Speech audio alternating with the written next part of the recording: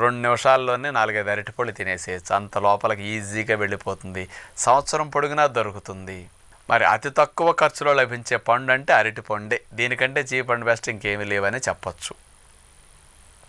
కాబట్టి ఈ అరటి పండుని ఎవరెవరు ఎక్కువ తినొచ్చు, ఎవరు తక్కువ తినొచ్చు, పెరుగన్నంలో ఎవరు వాడచ్చు, ఎవరు వాడకూడదు, ఈ విషయం ఆలోచిస్తే పెరుగన్నంలోనే పూర్వం రోజులు అరటిపండు ఎందుకు తినేవారో మీకు ఒక రీజన్ తెలియాలి. ఇక్కడ పూర్వం రోజుల్లో కష్టపడి పనిచేసుకునే రోజులు.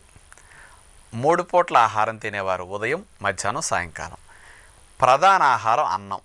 కష్టపడి పనిచేసేవారికి ఎక్కువ శక్తి కావాలి. ఎక్కువ శక్తినిచ్చే ఆహారం ఆ రోజుల్లో ఇక ఇడ్లీలు, టిఫిన్లు, జావలు ఏమీ లేవు కదా, పండ్లు కూడా దొరకని రోజులు. అందుకని 3 పూట్ల అన్నం తినేవారు.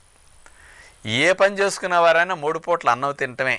పూర్వం రోజులు ఉద్యోగాలు చేసుకునేవారు కూడా సద్దన్నం తిని ఉద్యోగానికి వెళ్ళేవారండి. మధ్యాహ్నం అన్నం వండుకొని క్యారేజీ పట్టుకెళ్ళేవారు. సాయంకాలం ఇంటికి వచ్చి